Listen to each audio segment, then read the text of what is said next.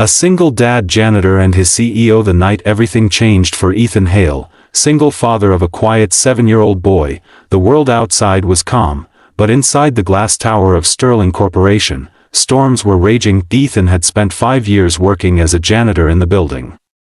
He never minded the late shifts. They allowed him to be home for his son, Liam, after school. He swept floors, emptied trash, mopped marble hallways, and carried a heart full of dreams no one ever asked about. But tonight, something felt different. The top floor lights, the CEO's floor, were still on.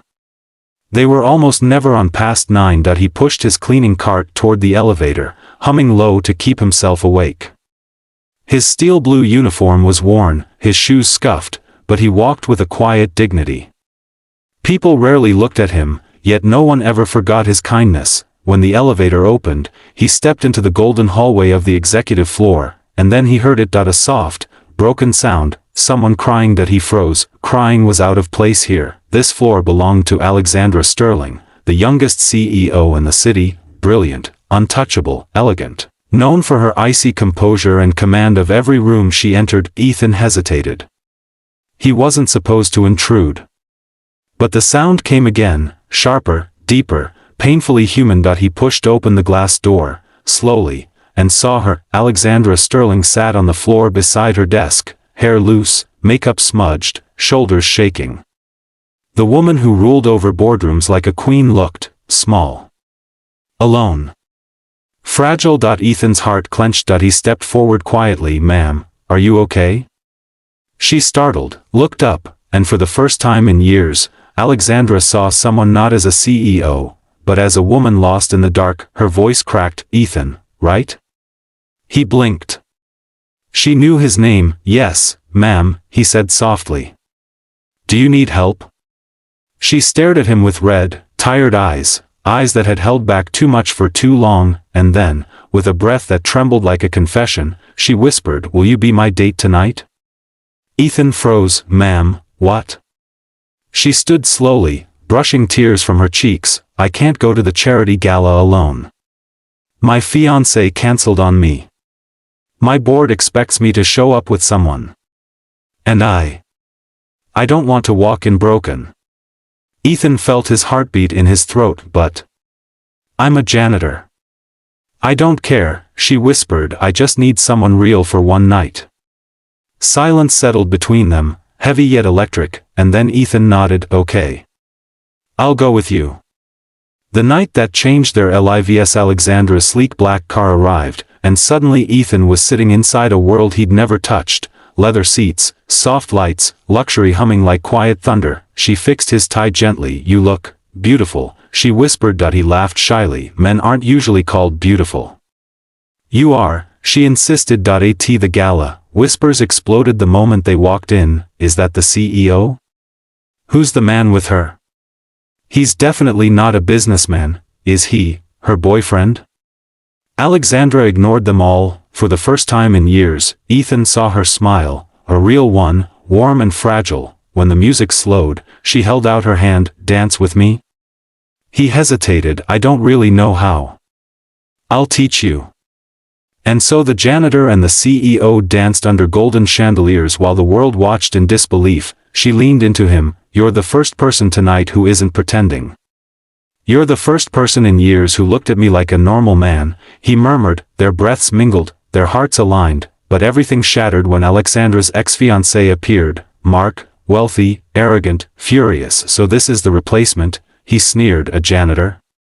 The crowd went silent. Ethan lowered his eyes, but Alexandra straightened like fire. "He is twice the man you'll ever be," she said, "and for the first time, I'm proud of the man by my side."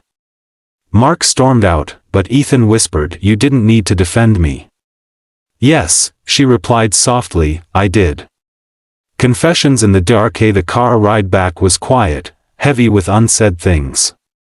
When they reached the building, Alexandra didn't step out. She just stared at him. "I'm sorry you got dragged into this." "I'm not," Ethan said. She looked up, startled. He took a breath. "Alexandra, no one sees you.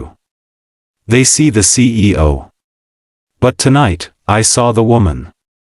And she's extraordinary." A tear slid down her cheek. Why does that sound more comforting than any compliment I've heard in years? Because it's real. She exhaled shakily. Ethan. I'm scared. I run a company worth billions, but I can't hold my personal life together. People expect me to be perfect. Strong. Untouchable. But I'm just human, he finished for her. Their eyes held, and for a moment, the world stilled. When world solid everything changed the next morning. News spread like wildfire. CEO arrives at gala with unknown man. Janitor or secret lover? Who is Ethan Hale? Ethan became the center of every rumor. Alexandra called him to her office. Her voice was tight. I'm so sorry, Ethan. I didn't mean to drag you into this. I'll be fine, he said, but she shook her head. No. You won't. They will attack your job, your dignity, your son. He froze. My son? I have people looking out. They said paparazzi went to your neighborhood. Ethan felt the ground slip. Alexandra. I can't risk Liam. Her face broke. I didn't want to hurt you. Silence filled the room, heavy, painful, and Ethan whispered the words that felt like a wound. We can't see each other anymore. Love doesn't end. ITFIGHTS. Weeks passed. She tried to focus on the company that he tried to return to sweeping floors and raising his son, but both kept breaking. One night, Ethan found Alex sitting again on the top floor, silent, staring at the city lights. Why are you here? He whispered. Her voice cracked. Because the last time I broke, you were the only one who stayed with me. He stepped closer. I said we can't see each other. You can't stop seeing someone who lives in your heart. His breath caught. I'm a janitor, Alex. And I'm a woman who loves you. He blinked. You love me? She nodded. Tears shimmered. I love the way you speak gently, the way you carry the world without complaining, the way you look at me like I'm not a title, but a person. How can I not love you? And then Ethan pulled her into his arms. Their lips met, soft at first, then desperate. A kiss that rewrote their worlds. A family formed from broken pieces. Ethan introduced her to Liam. Alexandra knelt in front of the shy boy. Can I be your friend? She asked gently. Liam nodded slowly, then hugged her, unexpected and pure. Ethan's heart melted. Weeks turned into months. Love grew between stolen moments, shared breakfasts, healing conversations, laughter, vulnerability, and nights spent talking. Instead of sleeping, she attended Liam's school events. Ethan supported her through press attacks and hostile board meetings. She offered him a better job. He refused. I don't want your money, Alex. Just you. She cried that night. The proposal that broke the world's expectations. On the anniversary of the gala, Alexandra wore a simple dress and brought Ethan back to the rooftop of the Sterling Tower. The city glowed below. She took his hands. Ethan Hale, will you be my partner in life, my strength when I break, my home when I am lost? Will you and Liam be my family? Ethan's throat tightened. You're choosing a janitor. No, she whispered. I'm choosing the man who saved me. He kissed her forehead. Yes, Alex. 1,000 times yes.